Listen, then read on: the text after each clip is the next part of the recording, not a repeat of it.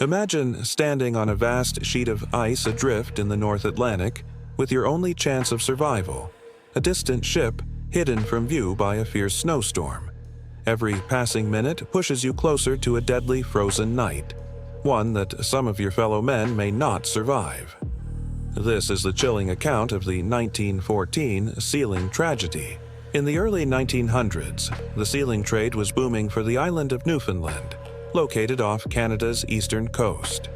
The capital city, St. John's, was ideally situated for seal hunting operations, as vessels leaving its harbor were immediately in sealing territory. Today, seal hunting is widely debated for ethical reasons, but over a century ago it was a lifeline for towns like St. John's. A large portion of the community was either involved directly in seal hunting or employed by sealing firms, making the industry essential to the local economy. The work of a seal hunter was brutal and bloody, physically exhausting and largely unregulated. Many men spent 12-hour shifts on drifting ice sheets, called ice floes.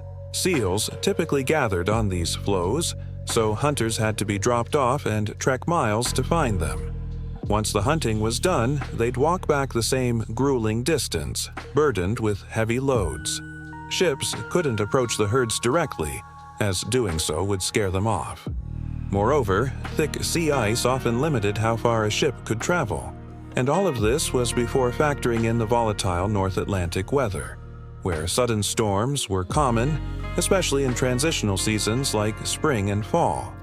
By April, the ice floes, some as wide as 6 miles, begin to melt, break apart, or become thin. Ships could then move more easily if they were designed to cut through ice. Icebreaker vessels had reinforced hulls shaped to crack and push through the ice. Even these could get trapped, and standard hull ships had an even harder time. One such ship, the SS Newfoundland, found itself stuck in the ice at the end of March 1914. Originally built in 1872 for cargo transport, the vessel was never meant for icebreaking. Unlike modern sealing ships, it lacked a reinforced bow and could easily become trapped in heavy ice.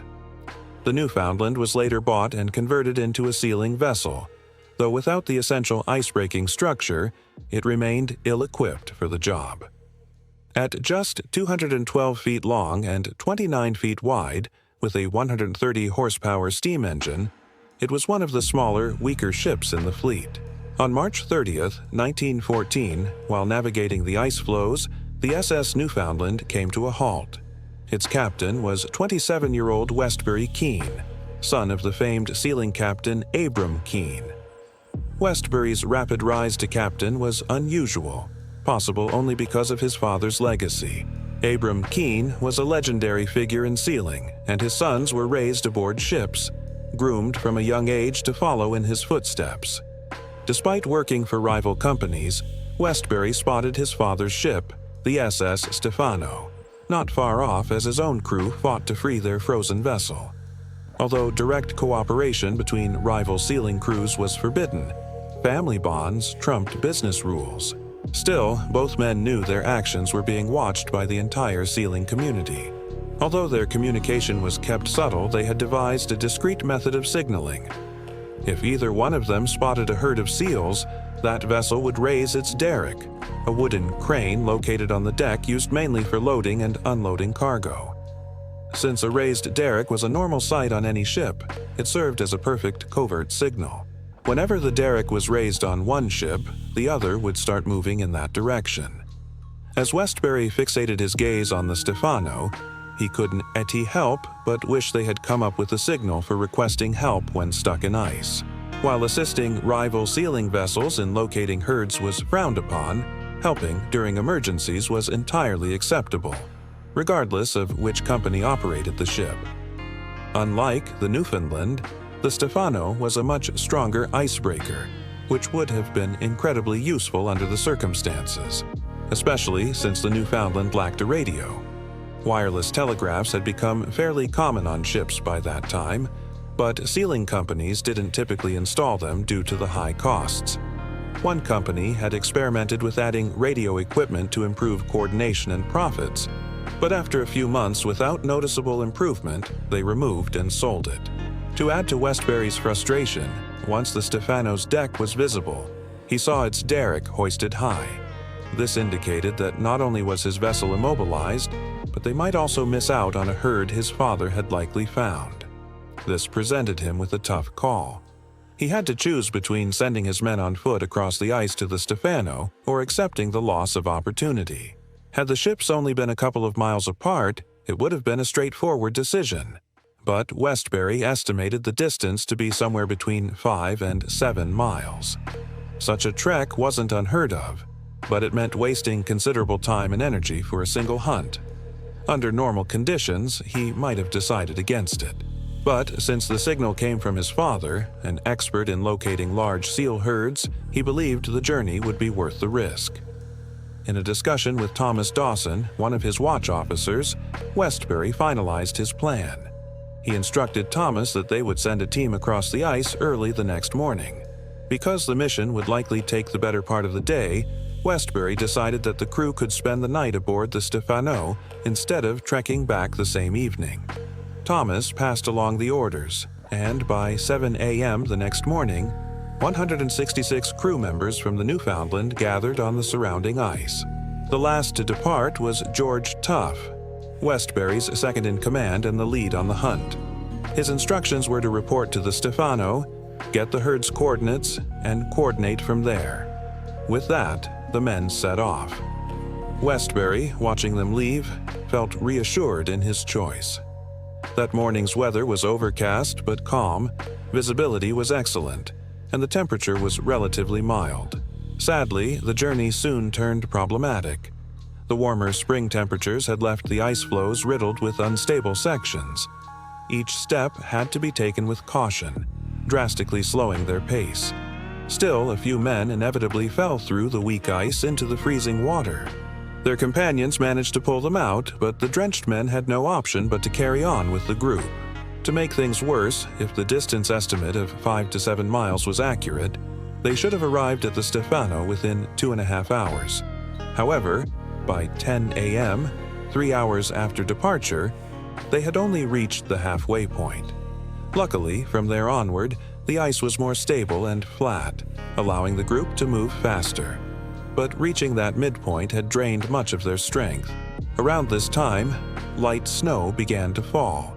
Although not unusual, the drop in temperature raised concerns among some of the men, who feared worsening conditions. A few members in the rear of the group managed to kill and collect 6 stray seals along the route. Choosing not to carry them the rest of the way, they decided to head back to the Newfoundland. Hearing this, others nearby took the chance to turn back as well. Despite the Stephano remaining in sight the entire time, it seemed to drift farther as they approached, disheartening many. Some used that as another reason to retreat. The worsening snowstorm prompted even more to give up and return. Altogether, 34 of the original group turned back without ever reaching the Stephano. The rest pressed on, but the group had become so spread out that many didn't even realize others had dropped out. Thanks to the improved ice conditions and the Stephano eventually spotting the incoming crew and moving closer, the first of the Newfoundland men arrived at the ship around 11:30 a.m., about 4.5 hours after they began their journey. As the men stepped aboard, Abram greeted them personally and offered them tea and bread. However, being preoccupied with his own responsibilities, he didn't notice how worn out they really were. His attention remained fixed on managing his own ship and the large crew scattered across the nearby ice floes. Although his attitude was friendly and welcoming, it was clear that he was eager to return to his duties. Once all 132 of the Newfoundland's remaining crew had boarded, Abram gave the order to move toward the last reported location of the seal herd. Roughly 20 minutes later, the Stephano came to a stop, and Abram returned to address the men. He instructed them to finish their food quickly and prepare to go back onto the ice to begin hunting again. This moment marked the first of several critical missteps that would soon lead to devastating consequences. The night before, Abram's first mate had also estimated the distance between the two vessels to be between 5 and 7 miles. He had informed Abram that if Westbury did send his crew, they should arrive within 2.5 hours. Unfortunately, no one from the Newfoundland AS crew had mentioned to Abram or his officers what time they had actually departed that morning. Judging from the time they arrived, it was assumed they had left around 9 a.m., but in reality, they had set out 2 hours earlier. Abram, unaware of this, ordered them back onto the ice with less than a 30-minute rest. None of the crew protested. After all, the command came from a man with a towering reputation in the sealing industry. But when they stepped back out on deck, they were shocked. Earlier, when they had arrived, the Newfoundland was clearly visible in the distance. Now, it looked as though a thick white curtain had enveloped the ship entirely.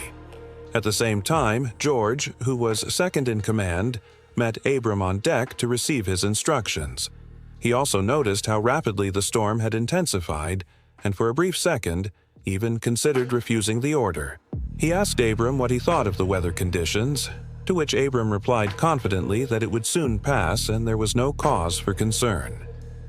Given Abram's reputation and experience, George didn't question his judgment. During their exchange, Abram directed George where to go and told him to gather 1,500 seal pelts before wrapping up the day. He also mentioned that the area they were headed to was about 2 miles closer to the Newfoundland than their current position. For that reason, Abram instructed George to return to the Newfoundland once the job was done, instead of staying the night on the Stephano. After receiving the orders, George and the rest of the crew left the Stephano and headed toward the seal herd. Roughly 15 minutes into the walk, Thomas caught up with George and asked what Abram had told him. George relayed the details about the number of pelts to collect and their return plan.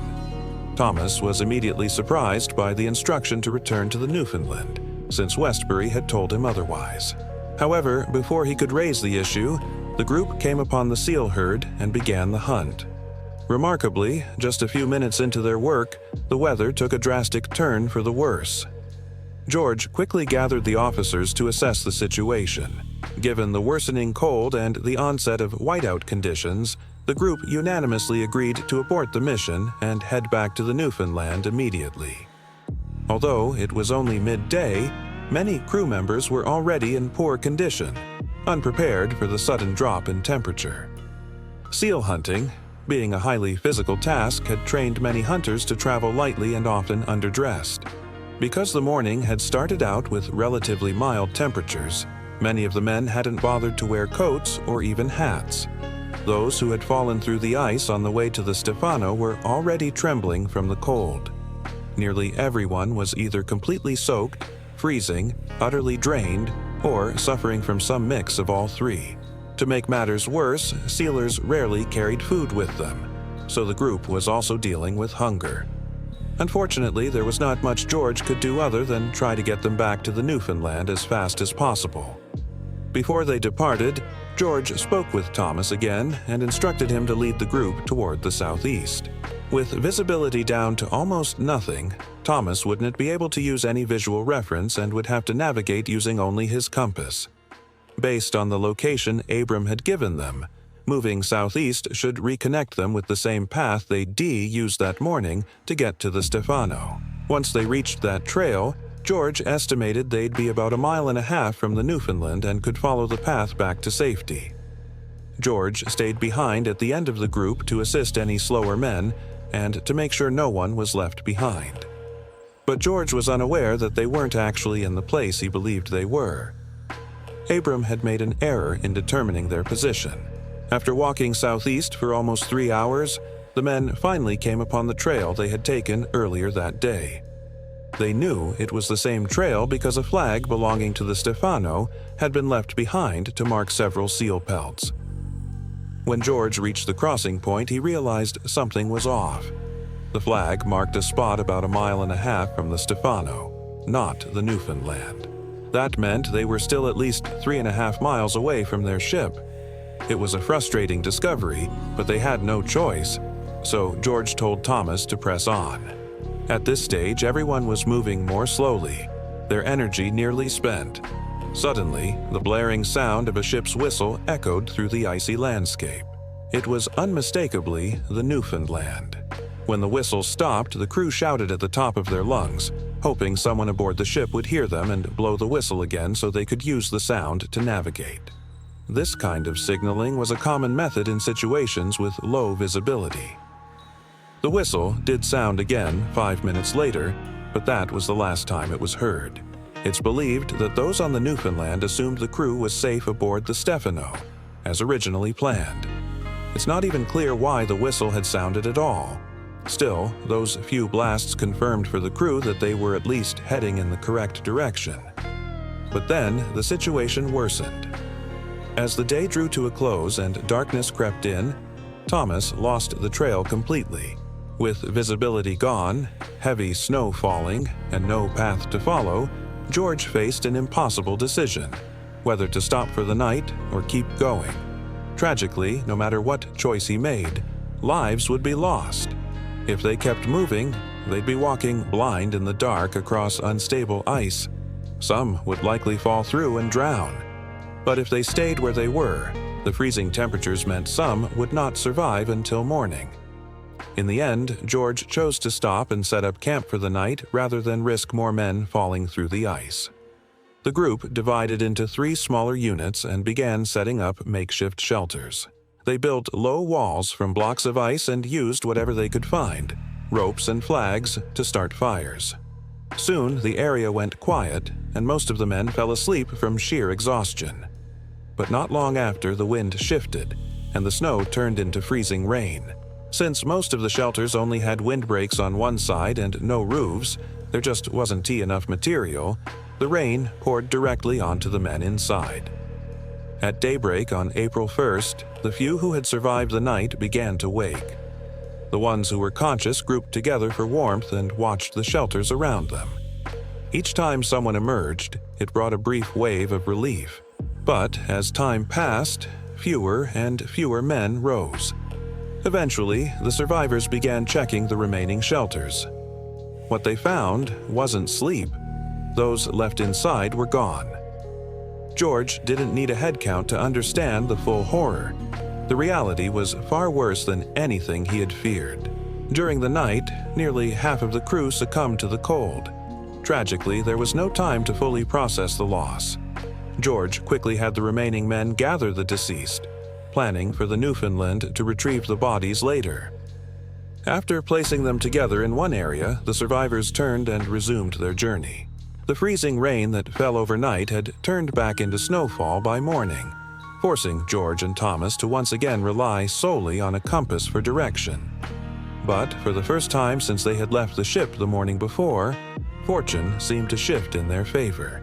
By early afternoon, the snowfall lessened and eventually stopped. With visibility improving, George hoped they would finally spot their ship, but the only vessel in sight was the SS Venture, another sealing vessel that had resumed operations now that the weather had improved. It sat roughly 2 miles northwest, back in the direction they had just come from. George was confident the Newfoundland lay to the southeast, beyond the line of sight. But with no other choice, he decided to aim for the Venture instead. As they drew within a mile of the vessel, hope surged among the weary crew. The previous night had been anything but restful, and the men were at their physical and emotional limits. That small burst of hope was just enough to propel them the rest of the way forward. When the Venture began steaming in their direction, it brought immense relief. They were going to be saved. About a quarter-mile away, they saw its crew loading seal pelts onto the deck. But moments later, the workers returned on board, and to their disbelief, the Venture began moving away. The Newfoundland men shouted and waved desperately, trying to catch the crew's attention. But between the engine noise and their preoccupation with the catch, no one aboard noticed them. Had they been seen, the crew could have been safely aboard within 15 minutes.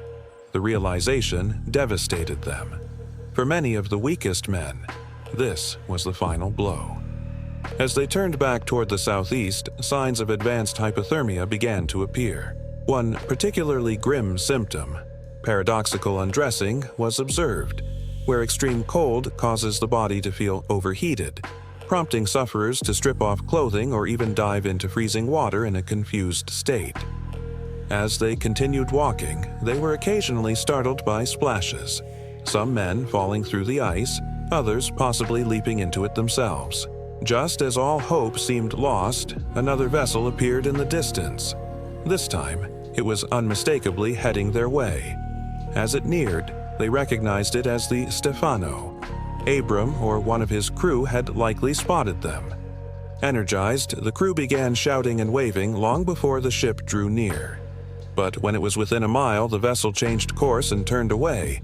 Despite their frantic efforts to draw attention, it was clear the Stephano hadn't seen them either. Dusk began to fall, and the realization set in: another night on the ice awaited them. More lives would be lost by morning. The situation was descending into chaos and despair. And then, adding to the confusion, yet another ship came into view. The men were unsure whether they were hallucinating, but the ship was real, and it was the Newfoundland. Sadly, George estimated it was still 4 to 6 miles away. After everything they'd endured, the group couldn't make it that far. Worse still, the path was extremely dangerous. George approached Thomas to discuss their options, but it became instantly clear that Thomas was in very poor condition. George realized many of the men couldn't go on. Yet, time was critical. Someone had to reach a ship. So, George decided Thomas and those too weak to continue would stay put for the night, while he led the fittest men forward. He believed it would take no more than 4 hours to reach the Newfoundland, after which they would return to rescue the rest. George presented the plan and asked for volunteers. He expected about half the group to come. Instead, only 9 stepped forward. That meant more than 50 men preferred risking the ice another night over walking further. Things were worse than he feared.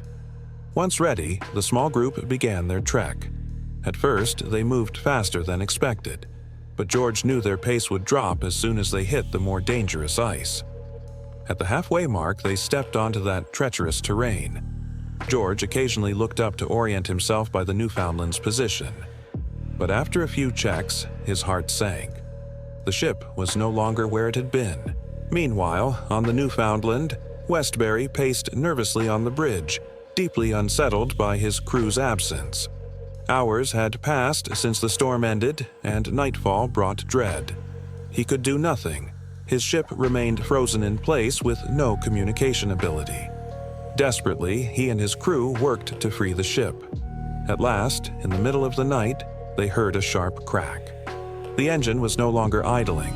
The Newfoundland was moving again for the first time in 3 days.